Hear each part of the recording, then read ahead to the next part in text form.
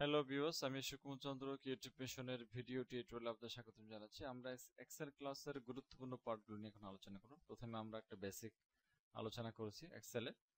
তো তার আগে বলে নিচ্ছি, যদি আপনি আমাদের এই চ্যানেলে নতুন হন তাহলে সাবস্ক্রাইব করুন এবং বেল আইকনে ক্লিক করুন যাতে প্রতিনিয়ত আমাদের এই টিউটোরিয়ালগুলো আপনি পান। আমরা চলে যাচ্ছি এক্সেলে। এক্সেলে বেসিক্যালি আমি কিছু ডাটা টাইপ করে রেখেছি। তো এক্সেলের ডাটাগুলো টাইপ করার পরে আমি দেখলাম যে যে ঘরগুলো আছে বা সেলগুলো আছে সেলগুলো দেখা যাচ্ছে, কিন্তু সেলগুলো প্রিন্ট হবে না। তাই সেলগুলোকে এভাবে সিলেক্ট করে আপনি চাইলে এগুলোকে এখানে ফন্টের উপরে যে বর্ডার আছে, বর্ডারে গিয়ে অল বর্ডার প্রেস করবেন, দেখবেন বর্ডার চলে আসছে। তখন আপনি প্রিন্ট কমান্ডে গিয়ে দেখেন, প্রিন্ট প্রিভিউতে গিয়ে দেখেন দেখেন বেসিক্যালি শুধু যেগুলোই আমি বর্ডার দিয়েছি সেগুলোই বর্ডার দেখাচ্ছে, বাকিগুলো বর্ডার দেখাচ্ছে না। তাই একটা জিনিস খেয়াল রাখতে হবে, সেটা কি? সেটা হলো আপনাকে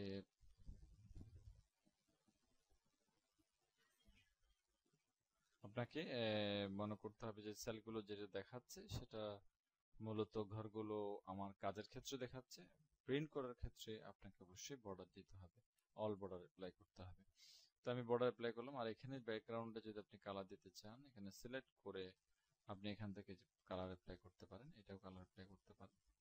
আর এটাকে আমি হোয়াইট কালার করে দিয়েছি। আর সাইজগুলো সিলেক্ট করে এবার 16 বাড়িয়ে দিতে পারেন। এগুলো 16 না, কিন্তু এগুলো 12, আর এগুলো আমি 16 করেছি বোঝার স্বার্থে। এই হলো আমাদের ফরম্যাটের আচ্ছা font dialog box. Font dialog বক্সটা আমি নিয়ে আসতে পারি। তাহলে আমাদের এই জিনিসটা এটাই। তো আমাকে পুরোটা সিলেক্ট করতে হবে। সিলেক্ট করে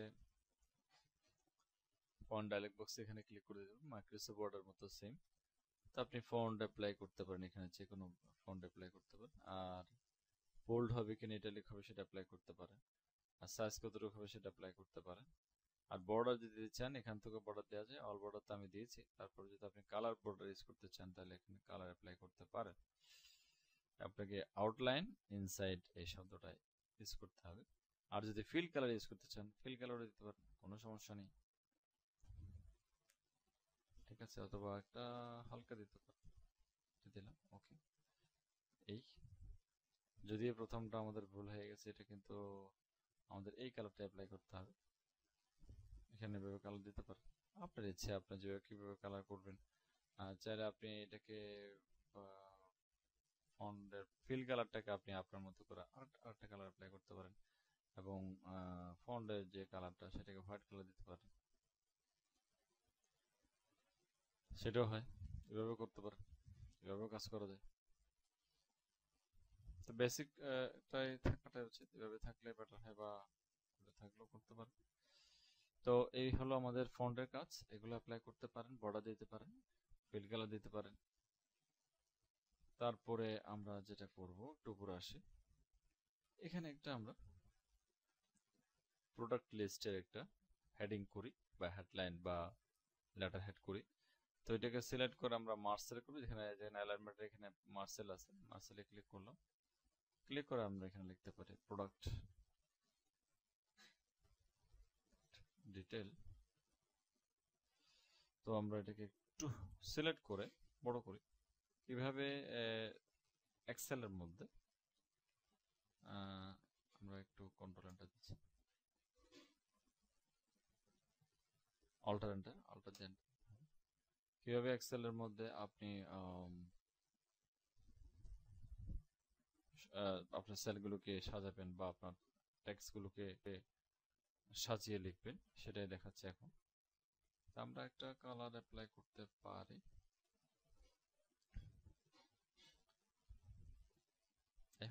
যে কোনটা কালার অ্যাপ্লাই করা যায়, আপনি মোর কালারে গিয়ে এখান থেকে কালার অ্যাপ্লাই করতে পারেন, সমস্যা নেই।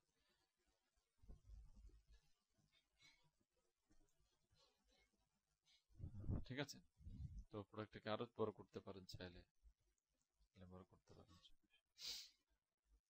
তো এই হলো মোটামুটি ফন্ট ডায়ালগ বক্সের কাজ। তো ফন্ট ডায়ালগ বক্স এখান থেকে মার্সেল ইউজ করলাম। তো সেন্টারে হবে কিনা এটাকে আপনি সেন্টারে করে দিতে পারেন, এটাকে দিতে পারেন। তারপরে মোটামুটি বেসিক গুলো আমি দেখিয়ে দিচ্ছি। ফন্ট এই হলো আমাদের মোটামুটি ফন্ট ডায়ালগ বক্সের কাজ। তারপর আমরা আরেকটা কাজ করতে পারি, সেটা হলো যে এখানে আমরা অ্যালাইনমেন্টে যাই একটু। এখানে আমাদের কিন্তু অনেকগুলো অপশন আছে, তার মধ্যে নাম্বার আছে, অ্যালাইনমেন্ট আছে, ফন্ট আছে, বর্ডার আছে, ফিল আছে। ফিল বর্ডার আমরা ফন্ট দেখিয়েছি, অ্যালাইনমেন্টে দেখায়নি। তো অ্যালাইনমেন্টে যেটা দিয়েছিলাম যে আপনার ওই র্যাপ টেক্স মার্সেল দেখিয়েছি। এই যে মার্সেল মানে হচ্ছে কি, অনেকগুলো সেলকে একটা সেলে পরিণত করে, যেটা করছে এখন। এখানে অনেকগুলো সেল ছিল, একটা সেলে পরিণত করলাম। আর তারপরে যেটা আছে, প্রথমে র্যাপ টেক্সট যেটা আছে সেটা হলো যে একটা সেলের মধ্যে যদি আমরা লিখি, সাধারণত লেখাটা ওই সেল পার হয়ে অন্য সেলে চলে যায়। তো আমি চাচ্ছি না এই সেল পার হয়ে অন্য সেলে যাবে না, তাহলে অ্যালাইনমেন্টে গিয়ে র্যাপ টেক্সট চুজ করবেন। ওকে, দেখবেন যে অন্য সেলে যাবে না, সে নিচের দিকে আসবে। আর এটা শর্টকাট হচ্ছে অল্টার দিয়ে এন্টার। ওকে, তারপর শ্রিঙ্ক টু ফিট হলো একই সেলে আসবে কিন্তু লেখাটা খুবই ছোট হয়ে যাবে। দেখেন লেখাটা ছোট হয়ে গেছে, পড়া যাচ্ছে না।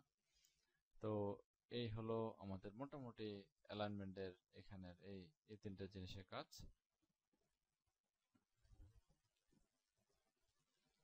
আর এখানে সেন্টার অ্যাক্টর সিলেকশন যেটা, এটা মূলত আপনার একই টেক্সটকে পুরা, যেমন এটাকে আমরা মার্সেল করছে, মার্সেল না করে এখানে অ্যাপ্লাই করা, এই তিনটাতে দেখাবে কিন্তু আসলে সে ওরকম হয়নি। বা আমরা যদি এই ঘরগুলো ঠিকই আলাদা আলাদা ঘর আছে, কিন্তু দেখাচ্ছে এই সেলটা আমাদের ডিলিট করে দিই, মাল্টিমিডিয়া লিখি। এই লেখাটা একটু যদি বড় করি, এই লেখাটা মনে হচ্ছে যে অনেকগুলো সেল জুড়ে, না অনেকগুলো, এই তিনটা সেল জুড়ে দেখাচ্ছে, কিন্তু এখানে প্রতিটা সেলই আলাদা আলাদা সিলেক্ট করা যাচ্ছে বা লেখা যাবে। তিনটা সেল জুড়ে দেখাচ্ছে কেন? এটা কিন্তু মার্সেল করিনি, এটা এই সেলে আছে। তার কারণ হচ্ছে অ্যালাইনমেন্টে গিয়ে আমি এখান থেকে হরিজন্টালি এই যে সেন্টার এক্সট্রা সিলেকশন এটা দিয়েছি। কিছু কিছু জিনিস আছে খুবই ইম্পর্টেন্ট। তারপর আরেকটা জিনিস আমি দেখিয়ে দিই, যে এখানে নাম্বার আছে, এখানে নাম্বারগুলো আছে। এই নাম্বারগুলোকে যদি আমি জিরো লিখতে চাই প্রথমে, এখানে কিন্তু জিরো লেখা যাচ্ছে না। আমি যদি জিরো লিখতে চাই, জিরো লিখি, জিরো জিরো দিই, জিরোটা কিন্তু আসবে না। তো এখানে জিরো অ্যাপ্লাই করতে গেলে প্রথমে শুরুতে, তো অ্যালাইনমেন্টে গিয়ে আপনি যে নাম্বারে যাবেন, ট্যাক্স দেবেন। ট্যাক্স মানে হচ্ছে সেটা অ্যালফাবেটের মতো আচরণ করবে, জিরো জিরো দিয়ে দেখেন আসবে, যাই লিখবেন তা আসবে, কারণ এটা অ্যালফাবেটের মতো আচরণ করছে। তাহলে শুরুতে যদি আমি জিরো জিরো লিখতে চাই, তাহলে আমাকে ট্যাক্স দিতে হবে। ট্যাক্স মানে হলো অ্যালফাবেট যেমন বাম দিকে আসে লিখলে, একটা জিনিস দেখেন, বাম দিকে লেখাটা আসছে, এই লেখাটা আসছে বাম দিকে, আর সংখ্যা লিখলে ডান দিকে আসে, সংখ্যাটা ডান দিকে আসবে আর ট্যাক্সটা বাম দিকে আসবে। তো আমি যখন নাম্বারটাকে ট্যাক্স বানিয়ে ফেললাম, তখন এটা কিন্তু বাই ডিফল্ট বাম দিকে চলে আসছে। কিন্তু যদি আমরা এটাকে জেনারেল করে দিই বা নাম্বার কারেন্সি করে দিই, তাহলে ডান দিকে চলে যাবে, কারণ এটা কারেন্সি হয়ে গেছে। তাহলে আমরা একটা জিনিস, সেটা হলো কি, যদি আমরা এই সংখ্যাগুলোকে যদি জিরো জিরো লিখতে চাই, যে জিরো যেহেতু ভ্যালু নেই সেহেতু জিরোটাকে সে কাউন্ট করছে না, কিন্তু জিরো জিরো যদি লিখতে হয়, প্রোডাক্ট আইডির ক্ষেত্রে লিখতে হয়, সেক্ষেত্রে আপনাকে অবশ্যই ট্যাক্স দিতে হবে। কোথায় গিয়ে? অ্যালাইনমেন্টে গিয়ে ট্যাক্স চুজ করতে হবে। আর এখানে যা যা আছে, কারেন্সি দেন, কাউন্টিং দেন, সব দিতে পারেন। ডেট হলে ডেট ফরম্যাট দেবেন, ডেট ফরম্যাট চেঞ্জ করা যায়। টাইম দেবেন, টাইম ফরম্যাট দিতে পারেন। পার্সেন্টেজ দিলে পার্সেন্টেজ দিবেন।